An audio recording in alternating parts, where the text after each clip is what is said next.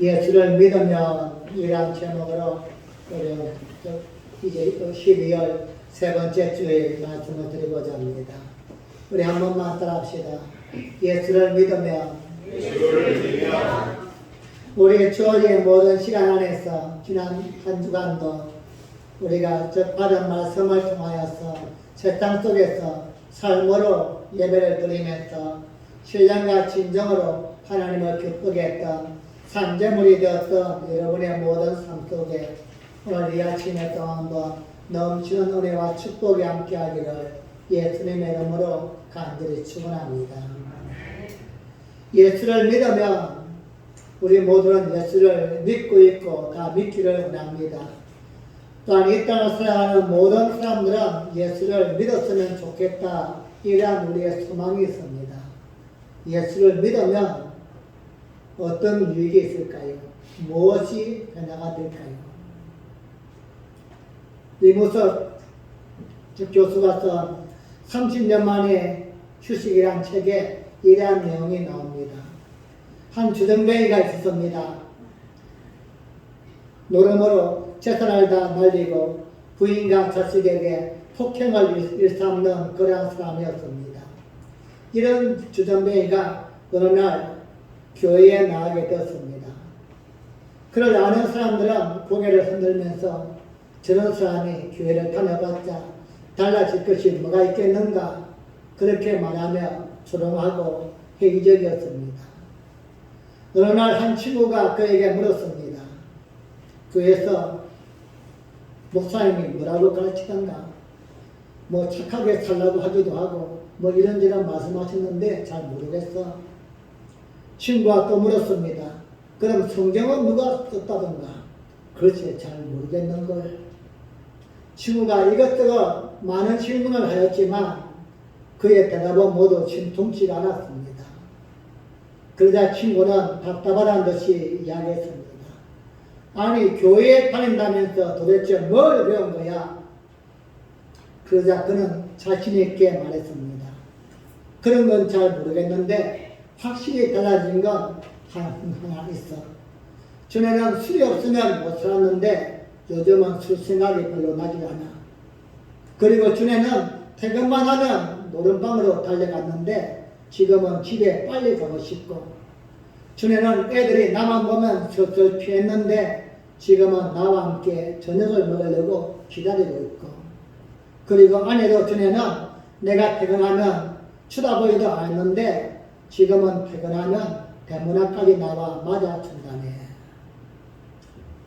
그러면서 이무석 교수는 이야기했습니다. 예수님을 개인적으로 만난 경험, 그 경험은 말로 설명하기가 어렵습니다. 내가 어떤 과정을 통해서 어떻게 만났는가, 이것을 설명하기 어렵지만, 그러나 예수님과의 만남을 경험한 사람은 행동과 생활과 대인관계가 반드시 달라집니다. 이러한 경험적 만남이 없는 사람은 그냥 지적으로, 형식적으로 예수님께 나오지만 그분과 진실한 만남을 경험한 사람은 새로운 삶을 반드시 살게 된다는 것입니다. 여러분, 옳은 말입니다. 예수를 만나면 반드시 무엇인가 변화가 있게 되어 있습니다. 예수님을 제대로 만나면 변하지 않고는 견딜 수가 없다는 것입니다. 우리의 몸에 작은 감기 바이러스만 들어와도 증상이 나타납니다. 기침을 하고 열이 나고 몸이 아프고, 만왕의 왕이시고 전능하신 예수님을 내가 만났고 예수님을 내가 품었는데 내 속에서 말이나 행동이나 삶 속에 어떤 변화도 없다면 딱 하나입니다. 예수가 가짜든지 내가 가짜인 겁니다. 사실은 내가 예수를 만나지 않은 것입니다. 예수를 믿지 않는 것입니다. 여러분의 다양한 의문 속에 하나가 있다면 한 번 예수를 믿으면 영원한 구원을 받는가, 이러한 질문일 것입니다. 성경은 예수입니다. 하지만 내가 정말로 예수를 믿는가, 이 증거가 없다면 노입니다. 아닌 것입니다.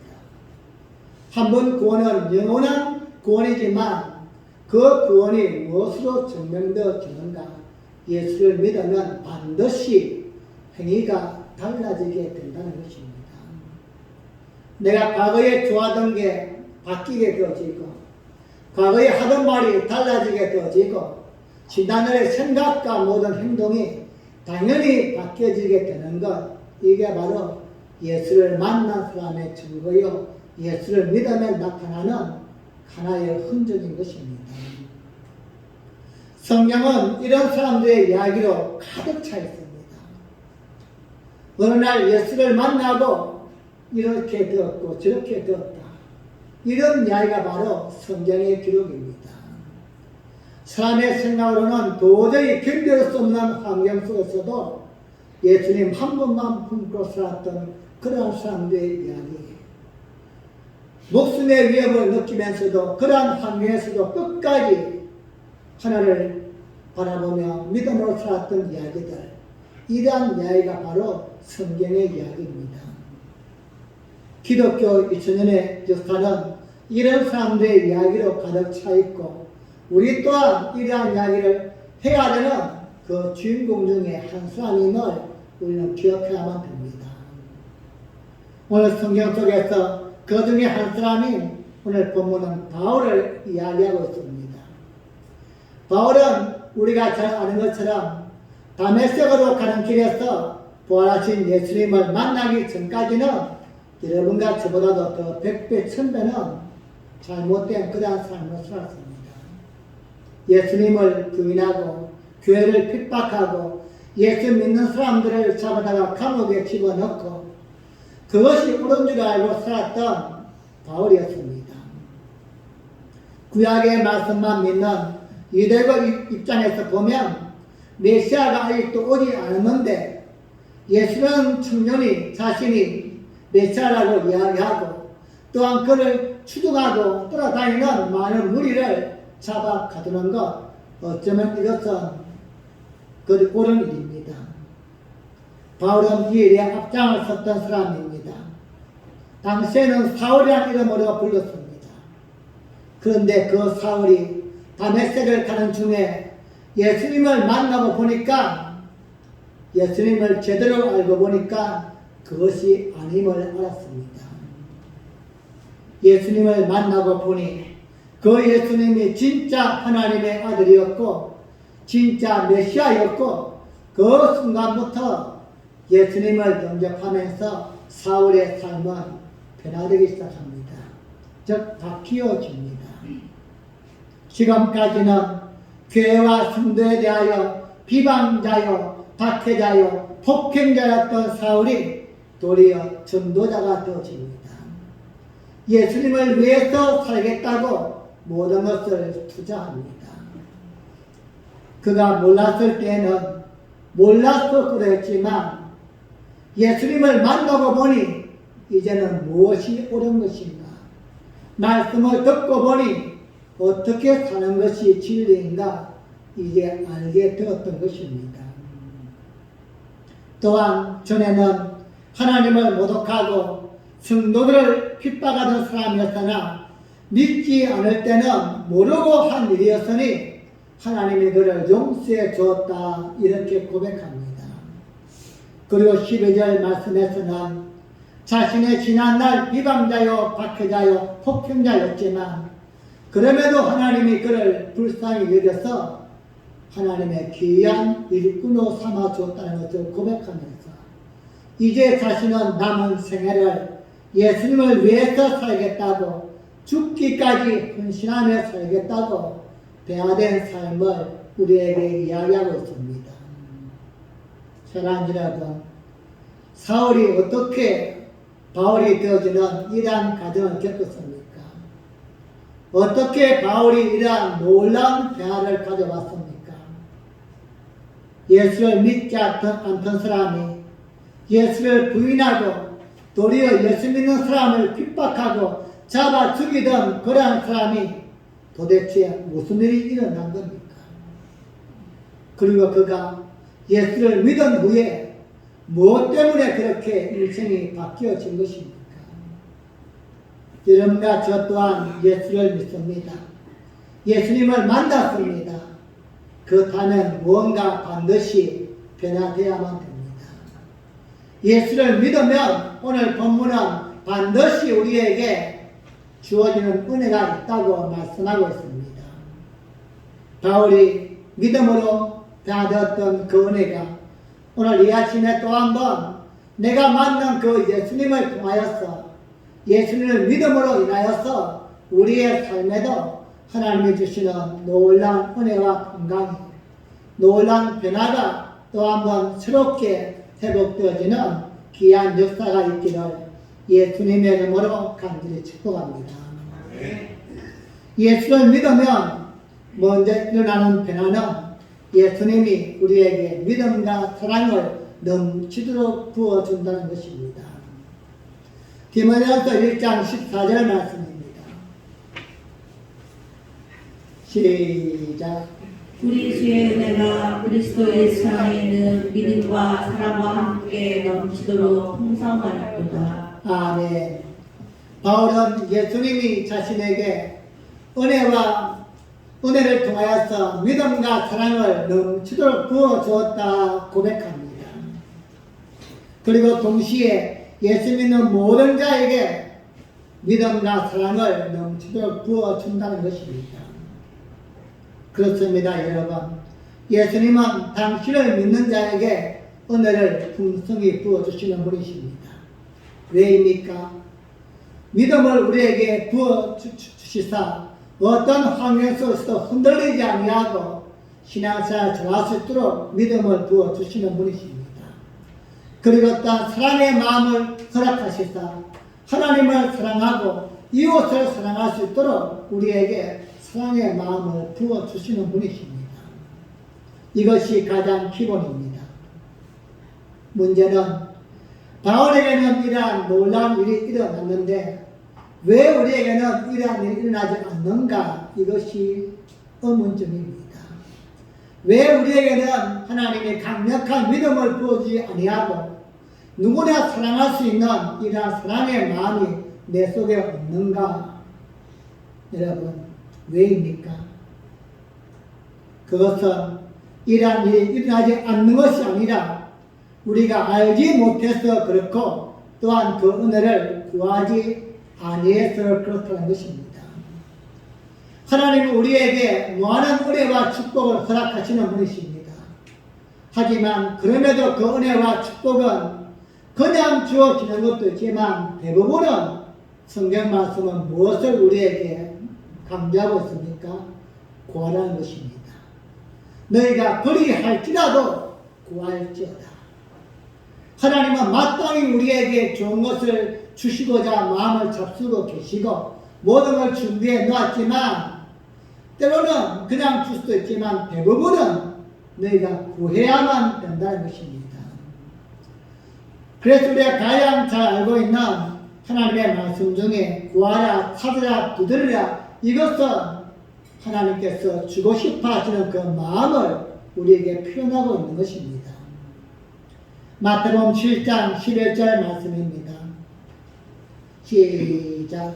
너희가 악한 자라도 좋은 것으로 자식에게 줄 줄 알거든 하물며 하늘에 계신 너희 아버지께서 구하는 자에게 좋은 것으로 주시지 않겠느냐. 아멘. 마태복음 7장 7절부터의 내용은 구하라, 찾으라, 두드리라, 구하는 자가, 찾는 자가, 두드리는 자가 받게 될 것이다. 이러한 조건부를 말씀하면서 오늘 11절 말씀에서 세상에서 악한 육신의 부모들도 자식에게 좋은 것을 줄 줄 알거든 하물며 하나님 아버지는 너희가 구하는 자에게 좋은 것으로, 한번 더 합시다. 구하는 자에게 좋은 것으로, 하나님은 우리에게 엄청난 은혜를 통하여서 믿음과 사랑을 부어주겠다 약속했지만 구하는 자에게 하나님은 주신다는 것입니다. 사랑 여러분, 우리는 구원받은 것에서 멈추면 안 됩니다. 내가 하나님을 믿고 신앙생활을 하는 것은 시작일 뿐입니다. 이제 출발점입니다. 우리 세상 속에서 살다가 교회에 나왔을 뿐이지 아직 우리가 바뀌어진 것은 아무것도 없습니다. 우리가 하나님을 아버지라 고백하고 예수님을 섬기는 그 순간 신분만 바뀌어졌고 우리의 생각만 바뀌었을 뿐이지 바뀌어진 것은 아무것도 없습니다. 이제 그때부터 하나씩 키워가야만 됩니다. 하나님이 믿음을 주시고 사랑을 주시고 은혜와 축복을 나뉘어주는데 이것을 받기 위해서는 구해야만 된다는 것입니다. 사랑하는 여러분, 하나님의 자녀답게 살기 위해서는 마땅히 또한 자녀가 받아 누려야 될 축복을 누리기 위해서는 날마다 하나님 앞에 구해야만 됩니다. 신앙생활하는 많은 분들이 이것을 잘 모릅니다. 한 아이가 어느 가정에 탄생했습니다. 그럼 그것이 끝이 아닙니다. 앞으로 그 아이가 성장하면서 놀라운 일들도 만나게 될 것이고 엄청난 일들도 하게 될 것입니다. 그런데 태어난 그 자체로서 만족하고 너 그냥 그렇게 있어라 이렇게 한다면 아무런 의미가 없는 것입니다. 성장하면서 어려움에 부딪히기도 하고 또한 난관에 부딪히겠지만 날마다 성장해 가야만 됩니다. 우리의 신앙도 우리의 믿음도 성장해 가야만 됩니다. 혹시 여러분과 제가 그냥 그 자리에 안주하기를 원한다면 오늘 또 하나님은 안타까워할 수밖에 없습니다. 예수를 믿으면 반드시 하나님이 주시는 믿음과 사랑을 우리 속에 채워서 이것을 나타내고 베풀 수 있을 만큼 구해야만 된다는 것입니다. 하나님 나에게 강한 믿음을 부어 주옵소서. 어떤 풍랑에도 흔들리지 아니하고 누가 나를 붙들고 흔들어도 뒤돌아보지 않는 그러한 믿음을 소유할 수 있도록 강한 믿음을 부어 주옵소서. 강구해야만 됩니다. 교회에 나왔다고 믿음이 저절로 생기는 건 절대 아닙니다. 사랑의 마음을 부어달라고 눈물로 기도해야만 됩니다. 예수님의 십자가를 볼 때마다 하나님이 독생자 아들을 날 위해서 보냈다고 말씀하시는데 마음에 감동이 없습니다. 실감이 안 납니다. 이야기를 들을 때마다 남의 이야기만 갖고 덤덤합니다. 왜일까요? 내 속에 사랑의 마음이 없는 것입니다. 내 자식이 아픈 것을 보면 안타까운데 하나님이 예수님을 이 땅에 보내어 십자가에 못 박을 때에 얼마나 고통스러웠을까. 그 마음이 느껴지지 않는 것은 우리에게 하나님의 사랑이 없기 때문입니다. 여러분 구하셔야 됩니다. 하나님 앞에 구해야만 됩니다.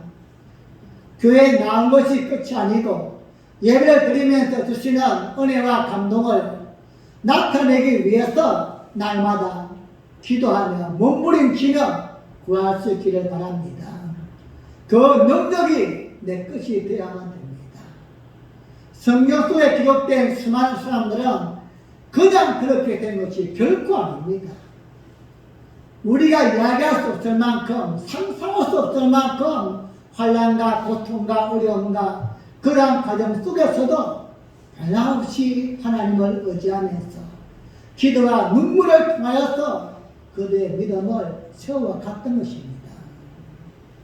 오늘 우리에게도 예수를 믿으면 반드시 주어지는 믿음과 사랑을 소유하기 위해서 여러분 구하는 여러분의 은혜가 있기를 예수님의 이름으로 간절히 축복합니다. 두 번째로 예수를 믿으면 예수님은 우리에게 오래 참아주시는 은혜를 베푸십니다. 디모데후서 1장 16절 말씀입니다. 시작. 그러나 내가 긍휼을 입은 까닭은 예수 그리스도께서 내게 먼저 1절 오래 참으심을 보이사 후에 주를 믿어 영생 얻는 자들에게 본이 되게 하려 하심이니라. 아멘. 영생 얻는 자들에게 본이 되게 하려 하십니다. 바울은 자신이 예수를 알기 전에는 예수님을 모독하고 성도들을 핍박하여 그러한 삶을 살았는데 예수님을 믿고 보니까 그때 예수님이 얼마나 오래 참아주었는가 이걸 깨닫게 되었던 것입니다. 예수님을 박해하고 교회 다니는 성도들을 조롱했던 그를 100번 1000번 죽여도 마땅하지만 인내하시고 참으셨는데 그 이유가 무엇인가? 자신을 그렇게 살려주면서 자신 후에 장차 예수를 믿어 영생 얻을 모든 자들에게 샘플로 만들기 위해서 본보기로 삼기 위해서 자신을 그렇게 참아주었다는 것입니다. 사랑하는 여러분, 예수님은 오래 참으시는 분이십니다. 사도행전을 보면 하나님이 너무나도 사랑하시는 스데반을 죽이는 것을 사울이 뒤에서 조종합니다. 오직 하나님께 충성하고 예수님을 증거하는 그 스데반을 죽일 때에 예수님은 참아주었습니다. 그 자리에서 그냥 사울을 즉사시켜도 마땅하지만 그 참아준 이유가 무엇일까?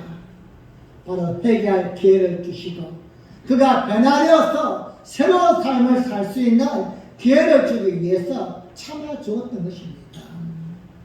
그리고 이제 우리에게도 사울에게 그렇게 참아주었던 예수님은 지금도 우리를 향하여 참고 계신다는 사실을 우리에게 보여주고 있는 것입니다.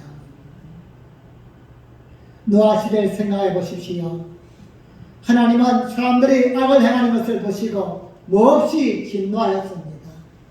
창세기 6장 6절을 보시면 심지어 사람들을 지었었음을 한탄하시고 근심하기까지 하셨다 말씀합니다.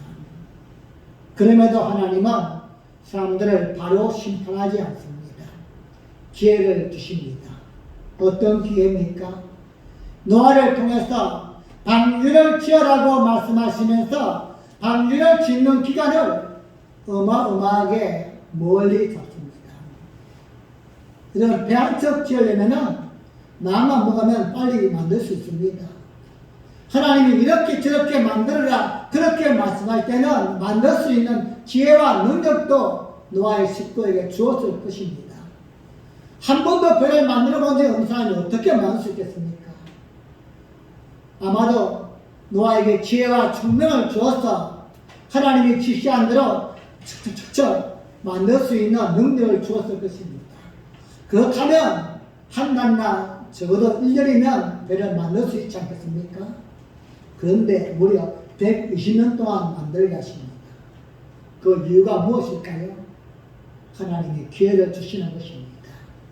세상 모든 사람들을 향하여서 참고 인내하면서 120년이란 긴 시간 동안 기회를 주시는 것입니다. 하나님이 은혜를 베푸시는 것입니다. 사랑하는 여러분, 우리는 어떻습니까? 우리 수없이 말씀을 들어봤지 않습니까? 예수님을 품고 산다고 고백하고 하나님을 섬긴다고 입으로 고백하고 말씀을 듣고 말씀을 알고서 있지만 하나님을 사랑하고 이웃을 사랑하고 말씀대로 살지를 못하고 있습니다. 기도하고 그렇게 우리에게 하나님이 애절하게 말씀하지만 기도하지 못합니다. 각자에게 주어진 삶의 등장 울타리 안에서 믿음으로 살라고 예배될 삶을 살라고 그렇게 요구하지만 예배될 삶을 살지 못하고 있습니다. 너희가 말씀에 순종하면 말씀대로 쓰겠다고 1년 동안 그렇게 우리에게 말씀했지만 우리는 말씀에 순종하지 못하고 살고 있습니다. 내 계산과 내 방법과 내 뜻대로 살고 있는 우리를 향하여 예수님은 지금도 참으시면서 은혜를 베풀고 있다는 것입니다. 여러분, 얼마나 마음에 감동이 됩니까? 구약시대 같으면 우리 벌써 작성했을 거예요. 응? 하나님은 그때마다 땅이 갈라지게 만드시고 불병을 보내시고 불을 보내었고 하나님 말씀에 거룩한 자들을 진노했지 않습니까? 하지만 예수님은 지금도 우리에게 참고 인내하고 계십니다. 무엇 때문입니까? 예수님을 믿기 때문입니다. 예수를 믿으면 하나님은 끝까지 기다려 주시는 것입니다. 자녀가 그렇게 숨을 쓰이고 쓰게도 그냥 이거 막 어디 가서 그냥 없어졌으면 좋겠지. 또 기다려주는 겁니다. 1년 지나면 좀 나아지겠지, 좀 나아지겠지, 좀 나아지겠지. 우리 하나님의 그 마음이 노아 시대의 120년이라는 시간이 우리의 인생 속에 지금도 하나님은 기다려 주시고 계시는 게 아닙니까? 또 주일날 또 한 번 말씀을 주시고 또 한 번 주시고 또 한 번 주시고. 하지만 여러분, 노아의 시대가 120년에 딱 끝난 것처럼 우리에게도 영원하지는 않을 것입니다. 언젠가는 하나님의 그 음성이 끝날 때가 있다는 것입니다. 여러분, 그 전에 사울이 하나님의 말씀을 듣고서 바울이 그랬듯이 우리 또한 어느 한순간에 예수님의 말씀을 듣고 예수님을 마음에 품고 예수님이 기뻐하시는 삶을 살아가는 그러한 여러분과 제가 되었으면 얼마나 좋겠습니까? 사랑하는 여러분, 예수를 믿어 마음이 변화된 우리는 하나님이 지금도 기다리고 기다렸던 사실을 잊지 마시기 바랍니다. 언젠가는 하나님이 기뻐하시는 모습으로 돌아올 것이냐, 언젠가는 바뀌지 않겠는가, 이러한 하나님의 마음을 오늘 이 아침에 또 한 번 품고서 말씀에 순종하며 믿음의 삶으로 살아가는 여러분과 제가 되어지기를 예수님의 이름으로 간절히 축복합니다. 마지막 세 번째로 예수를 믿으면 하나님께 영광 돌리는 삶을 살게 됩니다. 디모데전서 1장 17절 말씀입니다. 시작. 만세의 왕 보지 아니하고 보이지 아니하고 홀로 하나이신 하나님께 존귀와 영광이 세세토록 있을지어다. 아멘. 교회를 나오고 또 신앙생활 하시는 분들과 대화를 해보면은 예수를 믿으면 달라지는 게 무엇이 있습니까? 이렇게 질문하면은 큰 것은 별로 없습니다. 내 인생이 바뀌었지만도 의식을 잘 못하는 겁니다. 하지만 그들 가장 많이 하는 이야기가 있다면은 하나님을 의식하며 살게 됩니다. 이겁니다. 과거에 내가 저 나쁜 일 해도 그냥 죄책감이 없었는데 이제 뭔가 나쁜 일 하면은 하나님이 의식되어진다는 겁니다. 이게 가장 큰 변화인 겁니다. 남에게 뭔가를 해를 피고 과거에는 그냥 생각 없이 해왔는데 이제는 예수를 믿고 보니까는 이게 가끔씩은 뜨끔뜨끔 난 예수 믿는 자인데 하나님이 나를 보고 계시는데 이런 의식이 우리 속에 있다는 것입니다. 여러분, 이게 가장 큰 변화입니다. 우리가 뭔가 대단하게 큰 일을 했을 아니라 우리의 마음속에 예수님이 계신다는 증거요. 내가 곧 하나님을 의식하고 있다는 것입니다. 예수님을 내가 믿지 않으면 전혀 그렇게 생각할 이유가 없습니다. 그러한 순간순간을 통하여서 하나님이 또한 우리의 마음을 붙들어 주시고 하나님이 기뻐하시는 모습으로 살 수 있게끔 우리를 조금씩 만들어가는 것입니다. 예수님을 만난 후에 바울은 그의 삶에 바뀐 것이 너무나도 많이 있지만 가장 큰 것은 바로 하나님께 영광 돌리는 삶을 산 것이다. 이렇게 고백합니다. 사랑하는 여러분, 여러분과 저는 무엇을 해서 하나님께 영광을 돌릴 수 있겠습니까? 뭐 큰 거 없습니다.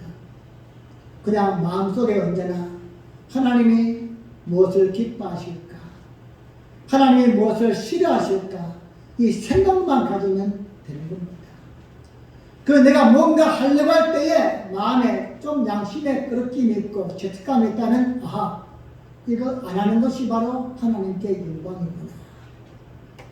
또한 때로는 내가 뭔가 해야만 될 때에 힘들고 또한 지치지만 이거 해야만 되는 것이구나. 이런 느낌이 올 때 하는 것, 그것이 바로 하나님께 영광 돌리는 것입니다. 사울은 바울이 된 후에 언제나 하나님이 무엇을 기뻐하실까 여기에 초점을 맞췄습니다. 내가 무엇을 원하는가 이것이 아니라 나를 변화시키고 나를 만나주신 예수님, 내가 지난날을 몰라서 그랬지만 이제는 예수를 만나고 보니까 어떻게 살아야만 되고 뭘 해야만 되고 말씀을 통하여 깨닫게 되었다면 그렇게 삶으로 몸부림을 치는 것, 이게 바로 바울의 삶이었습니다. 바울은 하나님을 배척하고 교회를 핍박하는 것이 잘못 알았습니다. 우리와 똑같았습니다. 내 생각대로 내가 판단하고 내가 계산한 대로 사는 것이 잘 사는 줄 알았습니다. 사람들에게 칭찬받고 인정받으면 그게 최고인 줄 알았습니다. 그런데 예수님을 만나고 보니 그게 아니었던 것입니다.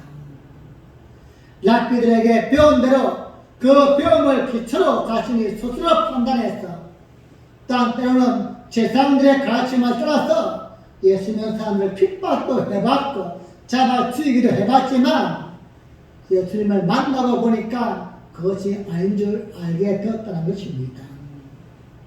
그래서 자신이 과거에 한 일은 알지 못해서 그랬다고 먼저 고백합니다. 그리고 이제 내가 알게 되었으니 과거의 모습을 철저하게 버리고 하나님이 기뻐하시는 하나님의 영광과 존귀를 위해서 사는 것이 예수 믿은 사람의 본분이라고 고백합니다. 사랑하는 여러분, 우리는 예수를 믿습니다. 우리 예수를 믿는다면 우리 또 하나 나타내야 될 변화가 있다면 하나님의 영광과 존귀를 드러내야만 됩니다. 나 때문에 예수님이 욕을 먹는다면 절대 안 되는 것입니다. 놀랐을 때는 가능하지만 이제 우리는 알기 때문에 예수를 믿으면 우리의 삶을 통하여 예수님이 증명되어야만 됩니다. 바울은 예수를 만나는 순간을 간증합니다.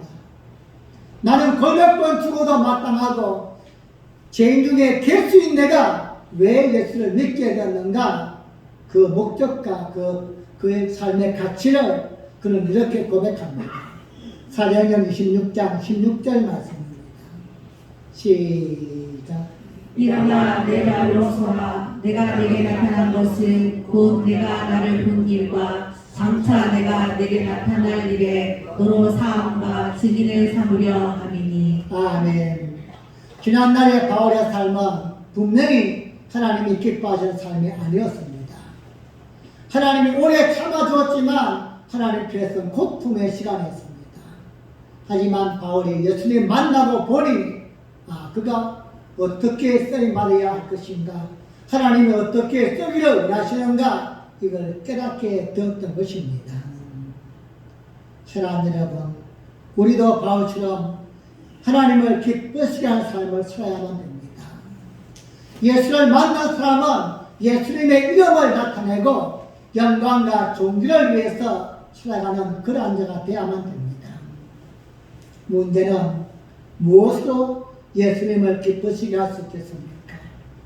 어떻게 하면 예수님이 기뻐하는 삶이라고 여러분과 제가 이야기할 수 있겠습니까? 안토니 멜런 사람이 이렇게 말했습니다. 내가 청년 때는 세계를 변화시키는 사람이 되게 되라고 기도했습니다. 내가 중년 때는 내 이웃을 변화시키는 사람이 되게 되라고 기도했습니다. 하지만 내가 이제 70이 먹은 지금은 하나님, 내 자신을 변화시키는 사람이 되게 되라고 기도하고 있습니다. 여러분, 바로 이것입니다. 우리 세상을, 이웃을 변화시킬 수 없다 할지라도 내 자신을 바꾸어 나갑니다. 하나님은 그것이 가장 큰 영광이요, 가장 큰 은혜인 것입니다. 우리는 정치나 경제, 사회 문제에 관심이 많습니다. 우리 세계 문제도 민감합니다. 하지만 여러분, 그것들은 하나님께 맡기시기 바랍니다. 온 우주의 주관자이시고 인도 하나님께 맡기시고, 여러분과 저는 할 수 있는 일이 무엇입니까? 내 생활 방식과 내 말과 내 삶을 어떻게 하면 하나님이 기뻐하시는 모습으로 바꿀 수 있겠는가? 여기에 우리는 몸부림을 치야만 됩니다. 내가 변화되어야만이 사회가 바뀌어지고 세상 정치와 경제가 바뀔 수 있는 건데, 우리의 관심은 세상 속에 있는 것. 돌토이가 오늘날 기독교의 노력함을 보면서 이렇게 이야기했습니다. 기독교인들은 사회의 변화와 세상의 변화를 위해서 기도합니다. 세상의 변화와 인류의 변화를 위해서 기도합니다. 그러나 정작 자신의 변화를 위해서 기도하는 사람은 많지 않은 것 같습니다. 여러분이 세상을 위해서 기도하지만 세상은 절대 안 바뀝니다. 사회는 바뀌지 않습니다. 여러분 사회가 바뀝니까? 안 바뀝니다. 문제는 내가 바뀌는 겁니다. 내가 변하면 사회도 바뀌고 세상도 변하게 되어지는 것입니다. 말씀을 정리합니다. 여러분은 예수님을 믿으십니까? 예수님을 믿음으로 내가 변화된 모습이 무엇이 있는가 한번 좀 마음속으로 자문해 보시기 바랍니다. 시간의 변화가 있습니까? 내가 하나님을 위해서 아니면 영혼을 위해서 아니면 교회를 위해서 듣는 시간이 바뀐 게 있는가? 아니면 물질의 변화입니까? 내가 예수를 믿기 전에는 이렇게 물질을 사용했는데 예수를 믿은 후에는 물질관이 바뀌었는가? 아니면 가치관의 변화입니까? 만약에 예수를 믿는다고 고백하지만 난 예수를 믿는 것 같지만 이러한 변화가 없다면 우리 사실은 가짜일 수도 있습니다. 그냥 내가 믿는 것 같은 착각에 빠져있는 그럴 수도 있다는 것입니다. 가끔씩 보면 젊은 여인들이 상상 임신할 때가 있다고 합니다. 실제로 임신이 안 됐는데 임신이 되었다고 착각하면은 여러분 이렇게 보면 막 헛구역기도 하고 배도 불러오고 이런 현상이 있다는 겁니다. 이 상상 임신인데 우리의 신앙이 바로 이러한 신앙이 아닐까. 상상 믿음 말입니다. 나는 예수를 잘 믿는 것 같은 이러한 신앙. 실질적인 변화는 아무것도 없는데 내 속에서 그런 착각과 오해 속에 살고 있지 않는가. 이런 군인들은요, 이게 무궁화 세계가 대령이요, 대령. 그 대령 다음에 별입니다, 별. 스타가 되어집니다. 그런데 무궁화 세계에서 별이 딱 되어지면은 바뀌는 게 몇 가지인지 아십니까? 135가지가 바뀐다고 합니다. 모자부터 모든데 자동차도 바뀌고 눈수도 바뀌고 심지어 이러면 허리띠는 바클도 바뀌어요. 135가지가 바뀌는 겁니다.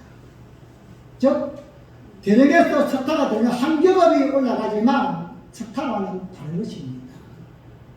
우리가 예수를 믿는다면 그만큼은 아닐지라도 뭔가 우리 속에 변화가 있어야만 되는 것입니다. 말이든 행동이든 삶이든 시간이든 물질이든 무엇이든 간에 여전히 예수님을 믿기 전과 변함이 없다면 올 한 해가 끝나기 전에 여러분 자신을 통회하면서 우리는 또 한 번 하나님 앞에 우려야만 됩니다. 내가 몇십 년 동안 예수를 믿어왔지만 사실은 내 속에 예수님이 계시지 않는 게 아닙니까? 우리는 이번 12월 한 달 동안에 신앙을 정리하고 있습니다. 신앙의 정체성을 먼저 가져야만 됩니다. 내가 누구인가? 나는 승들한 사실을 믿지 마시기 바랍니다. 우리 세상과 구별된 자입니다. 세상 속에 살고 있지만 그들과 사는 방법이 달라야만 됩니다. 똑같이 이익을 보기 위해서 똑같이 명예와 권력을 얻기 위해서 사는 자가 아니라 우린 조금은 다르게 사는 사람입니다. 때로는 손해를 보고 때로는 내가 무시와 멸시를 당한다 할지라도 하나님이 보상해 주시고 하나님이 인정해 주시고 하나님이 저 것을 믿고서 살아가는 우리 성도입니다. 그리고 우리는 예배자임을 잊지 마시기 바랍니다. 특별히 교회 안에서 예배가 아니라 성전을 통해 주시는 그 예배의 감동을 세상 속에서 몸을 통하여 삶을 통하여 보여주는 상체물인 예배자임을 잊지 마셔야만 됩니다. 그리고 오늘 우리가 믿는 예수님, 내가 정말로 예수님을 믿으면 이러한 변화가 나타나야 됩니다. 믿음이 성장하고 사랑이 점점 커져야만 합니다. 내가 내 주변 사람을 섬기지 못했는데 이제는 내 재주가 아니라 예수님의 사랑 때문에 섬기는 것입니다. 그리고 예수님이 나에게 오래 참으시고 오래 베풀어 주었듯이 우리 또한 그러한 모습으로 변화되어 가는 것입니다. 무엇보다도 우리 자신이 변화되어져서 하나님의 영광과 하나님의 이름을 높이며 살아가는 여러분과 제가 되어지기를 예수님의 이름으로 간절히 축복합니다. 기도하시겠습니다. 우리 한번 합심으로 기도할 때에 하나님, 나는 예수님을 만났습니다.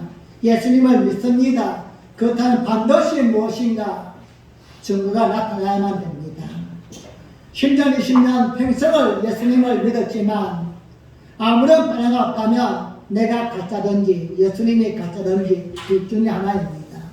하나님, 이 시간 간절히 기도하오니 이제 내 삶을 변화시킬 수 있는 결단이 있게 하여 주옵시고 믿음과 사랑을 채우기 위해서 간절히 기도하며 하나님의 이름을 높이기 위해 나를 또 한번 변화시켜 나가는 귀한 제물이 되게 하여 주시옵소서. 우리 함께 주여 한번 부르고 기도합니다.